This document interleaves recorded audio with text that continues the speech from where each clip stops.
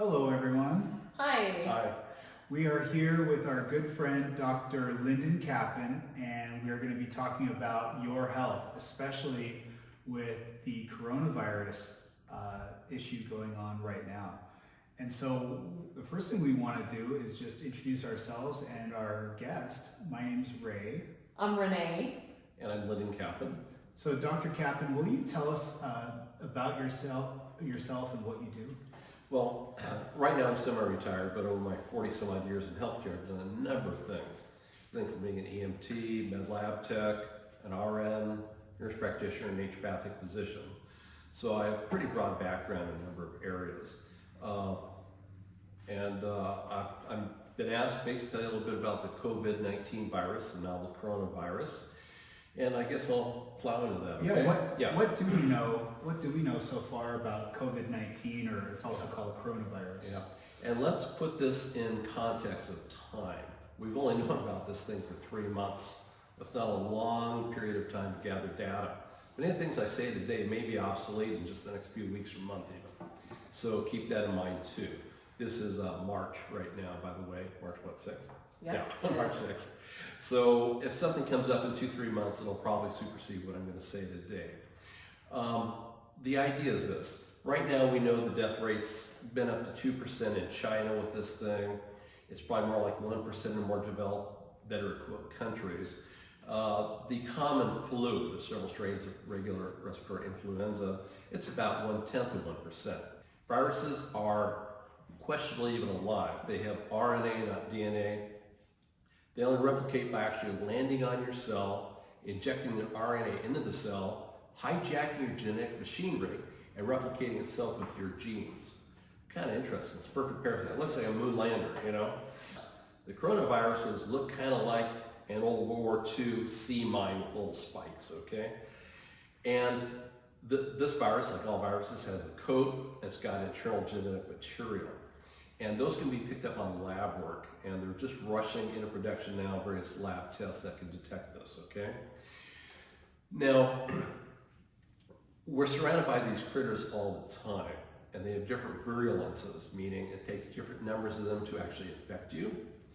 It takes a certain threshold to enter you and defeat your immune system and take up residence.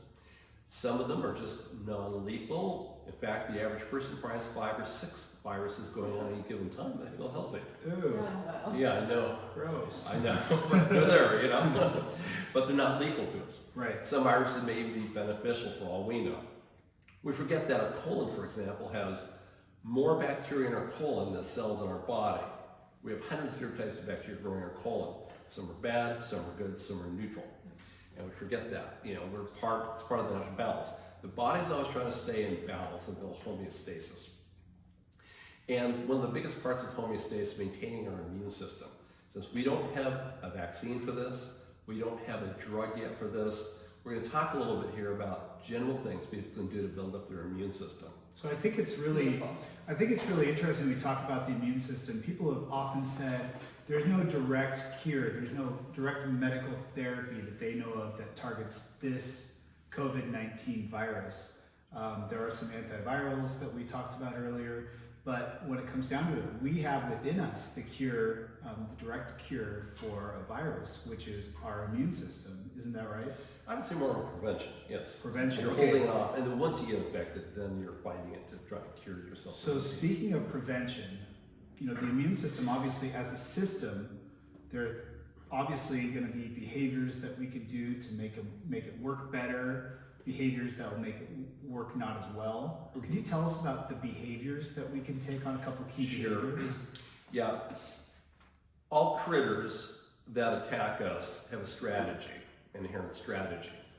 The inherent strategy of most viruses is they infect the patient, you get the disease, you may not really realize you have the disease until you go out and expose others to the disease as well. You're used as a vector to spread the disease.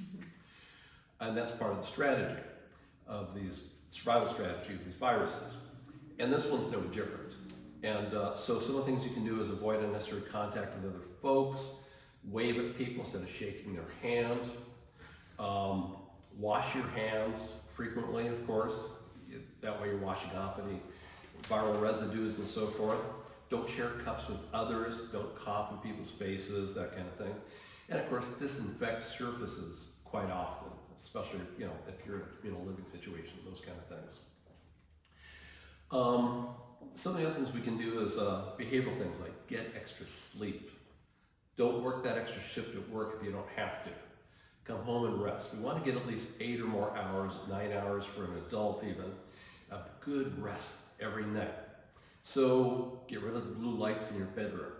Don't watch TV in your bedroom. Get it so you can sleep well. Ideally at night when you sleep, you will what we call sleep cycles, including REM sleep, a latent sleep, and you want to get nice vivid dreams. That tells us you're making enough melatonin, which also helps the immune system, and helps you make more growth hormone as well, by the way. So nice vivid dreams are very important. If you don't get them, I'd recommend you don't take melatonin. I recommend you get some 1 milligram tablets of melatonin. Just start with 1 milligram per night and go to 2, then 3, then 4, 5, until you start getting nice vivid dreams. That's your melatonin sleep number. So make sure your mattress is a good firm mattress if that's what you need. Perhaps sleep on your back with pillows under your knees. Float your arms if you want. Roll the towel into your neck to get that nice arch.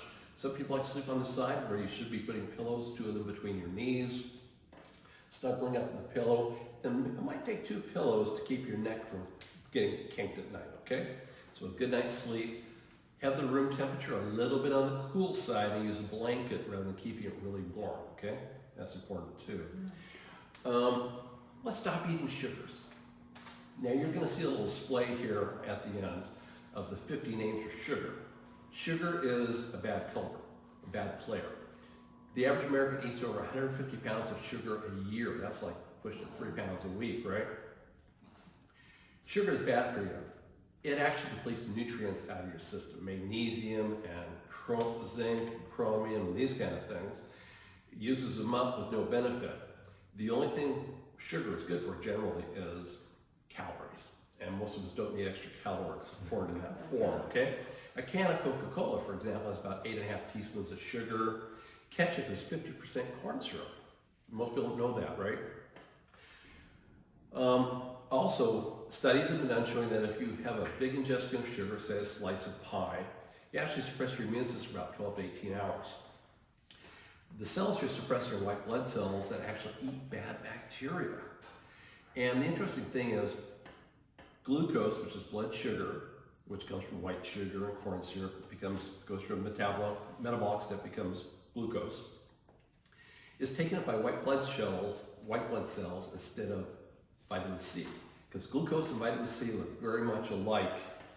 And in most lower animals, say lower mammals, except for primates, humans, guinea pigs, fruit bats, they make their own vitamin C. Dogs and cats and even lab rats make their own vitamin C from glucose. We don't have that ability because our ancestors ate a lot of fruits and we got it from nature. And a lot of people don't get enough vitamin C these days because we don't eat green leafy things. We don't eat a lot of fruits. We aren't getting our vitamin C like we should. Also, when you pick a head of lettuce in Southern California, it sits in the field for a day in the sun. It goes to a packing plant, gets in a box, takes a week to get to the supermarket, gets on the shelf, you get it a week later. You've lost half the vitamin C within 2 days of picking it. So we lose a lot of vitamin C even though you get the benefit of the fiber and the minerals and so forth. So that's important. Okay, moderate exercise, even a good brisk walk. If you're sedentary right now, start walking. Don't get exhausted, don't get overly fatigued, but do get walking. You'll find you have more energy too, just watching your body better, okay? So the next thing we want to talk about, and I was just wondering, especially with your history with naturopathic medicine, are there supplements that we can grab and take that will help strengthen, bolster, buffer, activate our immune systems? Absolutely right. And just build the ranks of defense. Yeah, absolutely. And I'm going to put out some general information. It may or may not be specifically right for you. If you have any question, I always ask your healthcare provider because I'm not your doctor. We don't have a relationship yet. But I recommend to start with, get some vitamin C bioflavonoids and take 500 to 1,000 milligrams 2 to 3 times a day, okay? It's been well documented that vitamin C is an immune stimulant. Does indeed help your white blood cells, make more interferons, that kind of thing. Increases the ability of white blood cells to eat more bacteria and so forth. So okay? I want to interrupt you just 1 second here. You said vitamin C with bioflavonoids. Yes. And it's, my history with you, you were my physician for a little while, and I remember that you were very specific about the names of these supplements, that I shouldn't take a gluconate when you had specified something else. So right. can you tell us about the part that comes after the vitamin C or the part that comes after the zinc or whatever else? Is that important? Absolutely, and we're going to talk about that when we get to zinc, but Okay. the vitamin C with bioflavonoids, the bioflavonoids are found usually in fruits and vegetables. The mother load of bioflavonoid fruits are dark pigmented things, blueberries, cherries, plums, that kind of thing, okay? And rose hips is really good. That's a traditional one. And I live on the beach, so I go gather rose hips every year. I roast them. I grind them up in the coffee grinder. Then I put them in the freezer, and then I make rose hip tea throughout the winter because I like the vitamin C and the bioflavonoids, okay? The bioflavonoids actually increase the lifespan of the vitamin C in your system. That's the benefit. Okay. The bioflavonoids also, and I'm speaking in general because they all have different chemical properties to some extent, strengthen connective tissues in the body. Your joint tissue, for example. If you bruise easily, you probably need vitamin C and bioflavonoids because it'll make the blood vessels stronger, that kind of thing. So answer your question. Right? Very well. That's great. Now zinc, when we talk about minerals, people go, oh, zinc is zinc is zinc, calcium is calcium is calcium. No, these minerals don't just sit there in nature by themselves usually. They're usually stuck on a salt or a protein, and that affects the direct absorption of the mineral. So zinc picolinate is what I recommend, or some kind of amino acid chelate, where they've taken a protein, a picolinate or another amino acid, stick it on the zinc, and you will absorb roughly twice as much as getting elemental, say, zinc oxide or something of that sort. Yeah. And That's the more common one, zinc right. oxide, right? yes, and it's also the least absorbable one. Good to know. Yeah. So you want to get 25 to 30 milligrams with 2 milligrams of copper 1 time per day. And it's used by the immune system, and it's also used in like 200 different enzyme systems, in the body. And the zinc allows the enzyme to work better. Enzymes speed up chemical reactions in the body, is what the deal is. So if you're deficient in zinc, things don't work as well. I think we've all seen middle school boys with the little zinc spots on their fingers, little Yes. white spots. Oh, yeah. That's a zinc deficiency. Oh. When you bang your fingernails, Yeah. you need to repair the nail bed. The proteins lay down funny if you don't have zinc, you get white spots. So when I see hyperactive kids in my Boy Scout troop, Yeah. I always go, should I tell the parent about zinc or Yes, not? you should, yeah. Because that zinc is also used to convert omega-3s and certain neurotransmitter substances that calm the kid down. All right. So That's zinc good is to used know. throughout the Yeah. whole body, okay? So zinc picolinate is the way to go for that one, or at least some good amino acid chelate, okay? Now let's talk about one of the ones that's so overlooked, so hyped, so misunderstood by mainstream medicine. That's vitamin D. Now vitamin D is a bunch of things. It's a vitamin and it's a hormone, and people forget it's a hormone as well as a vitamin. Now, normal range is going to be posted, and I've got a belt curve there. It shows the normal range being 30 to 100. Well, what does that normal range mean? Does normal mean healthy? No, not necessarily. It's just normal, a frequently occurring number. The range is pretty broad, 30 to 100. Well, think of it this way. 30 is normal if you live in Nome, Alaska. 100 is normal if you live on the beach in Florida in a bikini, let's say, right? Yeah. So what's healthy is the next question.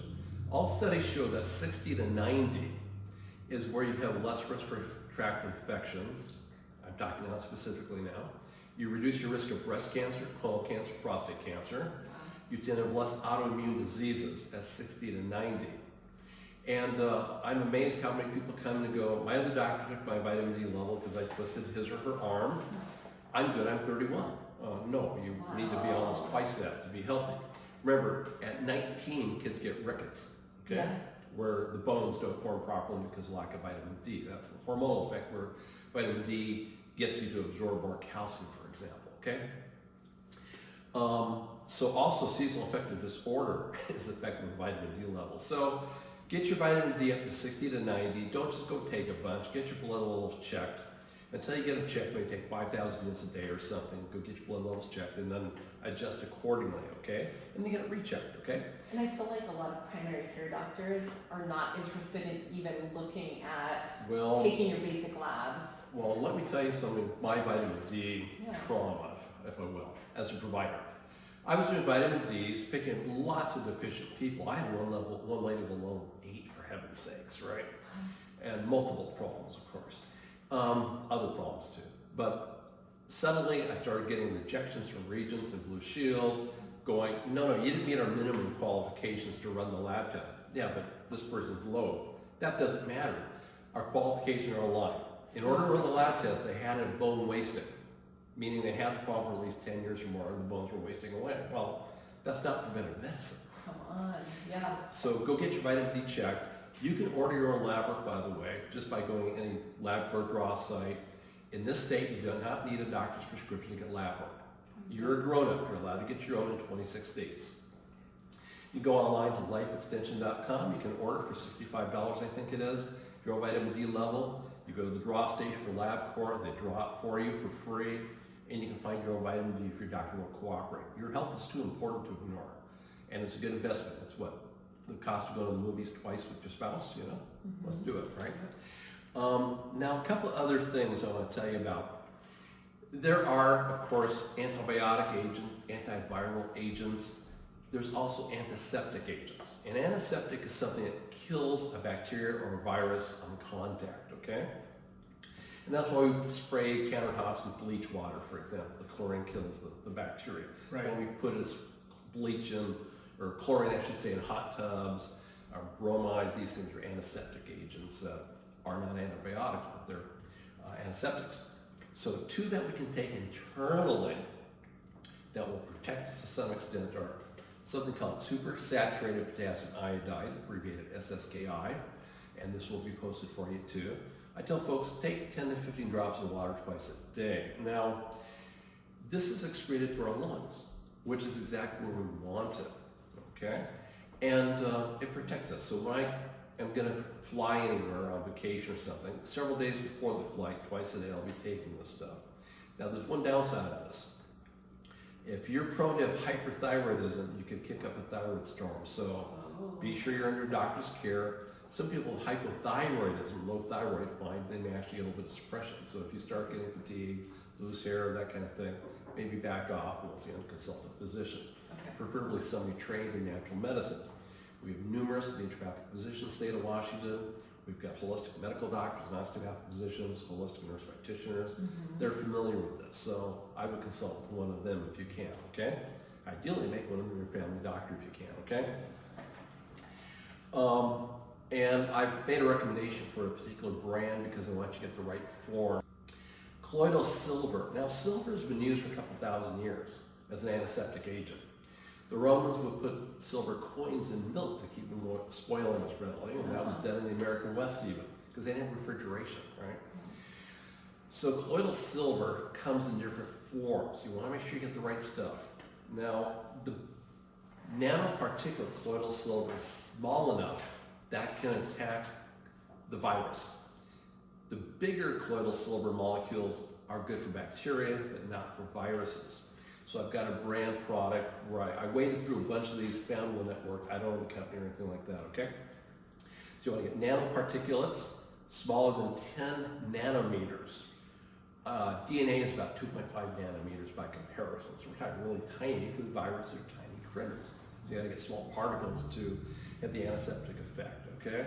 No, is this something you recommend for someone like Ray who's going to be face-to-face potentially with someone who has coronavirus? Yes, this Like all he should be. Yeah, this is all preventative, okay? And this does not replace using personal protective equipment, your gloves, your masks, those kind of things, of course. Somehow I don't think my supervisor would go for it if I said, don't worry, I'm taking colloidal silver. I don't need my mask. Absolutely. Yeah, and like I say, everything here may be dated the next month or two. So take it with a grain of salt. It's not going to hurt you is my feeling about these things. It might protect you. The last thing I want to tell you about is botanicals. Now, there's lots of botanicals that are good for respiratory tract infection. They may not be specifically effective against the coronavirus. I did find one study showing that elderberry indeed attacks coronaviruses in pigs, intestinally. And it was a mutation of a bird coronavirus. But it attacked the coat of the virus, which tells me it might have a broader application. Right. So if you buy this, it doesn't hurt you. It definitely won't, it definitely won't hurt you. It probably will help you, but I can't guarantee it. But what do you got to lose? It's just a few dollars and it tastes good, okay? And elderberry has been used for thousands of years for respiratory tract infections. It's got good not just against some of the coronaviruses that we get as respiratory tract infections, but also influenzas, things like that, okay? So Because who wants to take medications if you don't have to? there's a place for medications. I prescribe them too on occasion, but I try not to. Yeah. I'd Well, I like rather- your approach better. Well, thank you. I think the key is treating the cause of the problem, not suppressing the symptoms all the time. Of course. Yeah. So, any other questions on No, other again? no more Well, questions. thank Okay. you so much for your It's been our time. pleasure. Thank you so much. Please for come having back me. and have coffee with us again. We will. Yeah, We will. cheers to you. Thank Are we you. allowed to? Yes, absolutely. No spreading germs. Thank you for watching. Thanks for watching.